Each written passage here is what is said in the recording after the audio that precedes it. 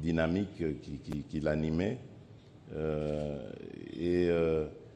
Il demandait évidemment mon accompagnement et il avait dans son pays les mêmes défis que j'avais aussi au moment des élections de 2018. Et ça s'est très bien terminé pour lui. Depuis lors, ça nous a rapprochés davantage. Et ce que nous avons souhaité depuis longtemps est en train de se réaliser maintenant, c'est-à-dire de rapprocher nos deux pays, nos deux peuples, parce que nous avons quelque chose en commun, c'est l'amour de l'Afrique.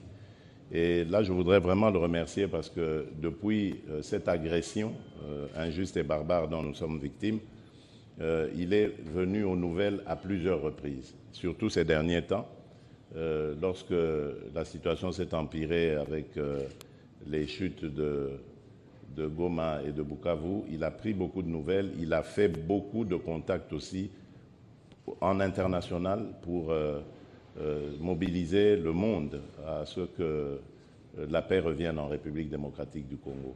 Pour moi, c'est vraiment une marque d'amitié, de fraternité, de solidarité surtout envers mon pays, envers mon peuple. Et je ne pouvais que le remercier de cette manière en l'honorant par ce titre que je lui ai décerné aujourd'hui. Merci beaucoup, Excellence. Alors, nous allons prendre deux questions. La première est destinée à votre témoin, son Excellence Omaro Sissoko Embalo, et c'est Jojo Mulumba qui s'est posé cette question s'il est ici. Merci de la parole. C'est Jojo Mulumba. Je veux m'adresser à son Excellence, Monsieur le Président de la Guinée-Bissau, Omaro Sissoko. Ce n'est pas votre première visite ici en République démocratique du Congo, c'est la preuve que la RDC et la Guinée-Bissau entretiennent de relations solides.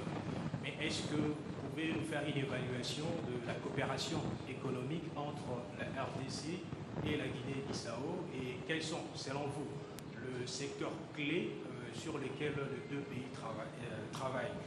Et puisque vous avez abordé la situation régionale,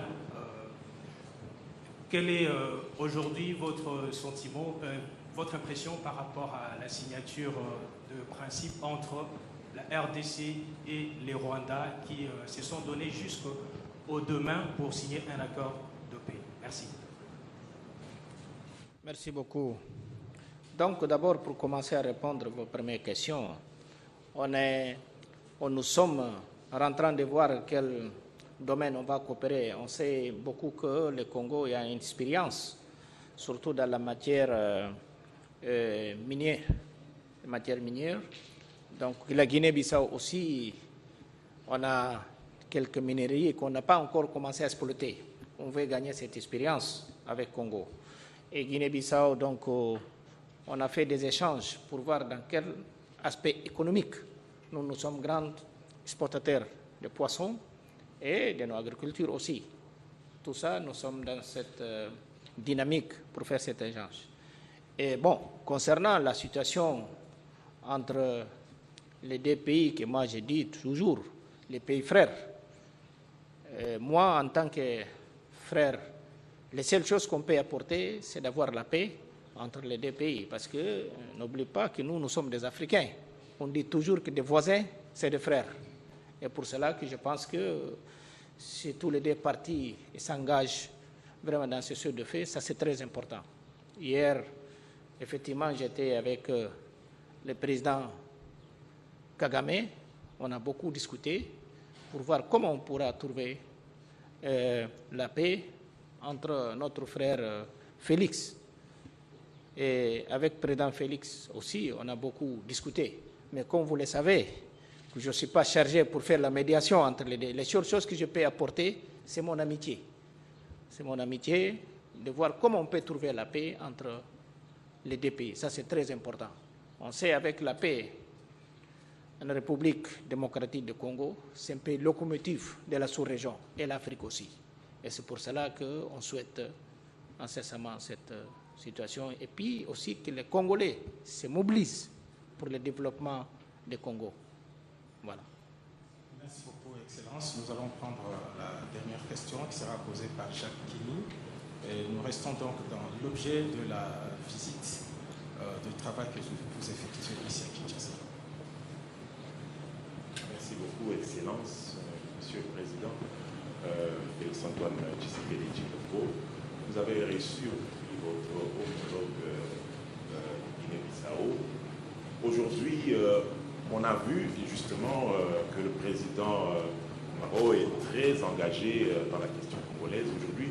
Est-ce que le peuple congolais ensemble peut comprendre exactement quelles sont aujourd'hui les relations qui lient la RDC au Guinée-Bissau et quelles sont les plus-values que nous pouvons en tirer? Mais Excellence, Monsieur le Président, permettez-moi, puisqu'on n'arrive pas à vous avoir tout le temps, de vous poser cette question.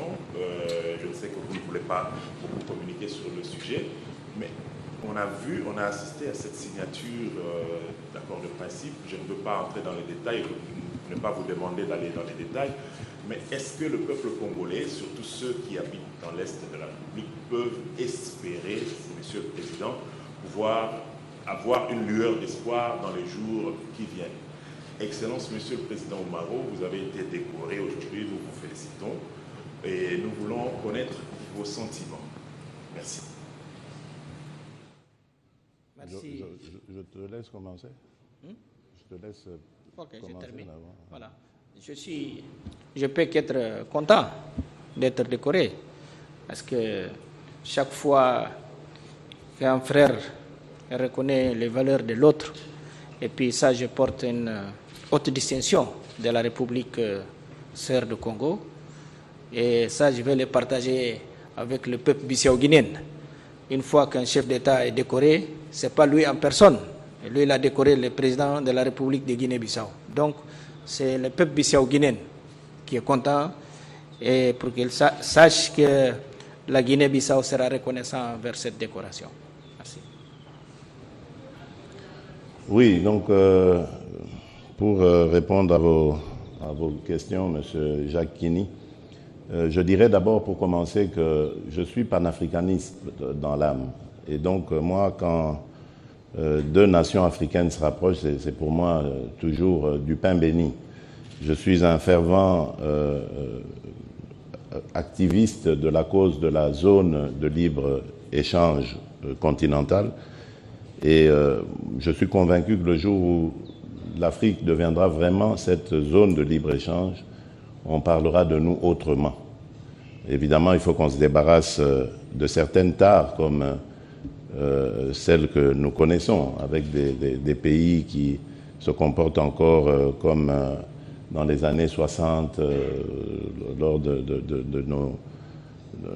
nos indépendances, où on voyait les choses qu'en termes de guerre, en termes d'invasion, de déstabilisation des pays voisins et autres. C'est des choses que nous devons bannir en Afrique. Et plutôt que d'ériger des murs entre nous, jeter plutôt et construire des ponts pour relier les nations, parce que nous sommes tous liés par un même destin en Afrique et par les mêmes défis que nous devons relever. Et ça ne sert à rien de perdre du temps à se regarder en chien de faïence plutôt que de faire, j'allais dire, l'amour. Voilà. Alors, à propos de cette déclaration de principe, vous le dites, c'est une déclaration de principe, c'est vrai, c'est un pas dans la bonne direction, la direction que j'ai toujours souhaité imprimer dans mon pays. Et cet engagement, je l'ai pris devant mon peuple et je le tiendrai jusqu'au bout. Je ramènerai la paix, mais la paix véritable et définitive. Après ce que vous êtes en train de voir, il n'y aura plus de problème d'instabilité en République démocratique du Congo. Ça, c'est mon vœu et mon serment à la fois. Et je n'en dirai pas plus, vous comprendrez pourquoi, parce que, évidemment, je respecte les initiatives prises par nos partenaires. Et je vous donne simplement rendez-vous le jour où cette paix deviendra réalité. Voilà, je vous remercie. Excellence, Monsieur le Président Umaro Sissoco Embalo, Excellence, Monsieur le Président Félix Tshisekedi, nous voulons vous remercier au nom de la presse et vous donner l'occasion de conclure également avec un petit rappel. Toutes les fois que vous êtes rencontrés, vous avez émis le vœu de pouvoir établir des missions diplomatiques. Est-ce que la question a avancé? Est-ce que vous en avez parlé? Très bien. Mais je crois que comme la question a été posée au Président Embalo, il a oublié de le dire. Nous avons parlé aussi d'établir, d'ouvrir des ambassades dans nos pays respectifs pour raffermir davantage les liens d'amitié, de fraternité, de solidarité. Donc ça a été dit et une commission mixte va très bientôt être mise sur pied pour justement avancer dans tous ces domaines, celui dont il a parlé, la pêche, l'agriculture, les mines, mais également la culture.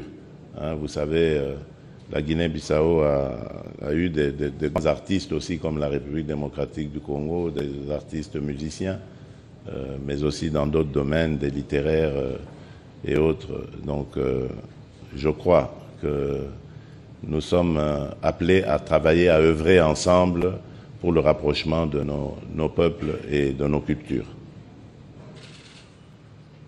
Merci beaucoup, Excellence. Avec cette annonce que nous terminons. Merci. Merci beaucoup. Merci. Merci.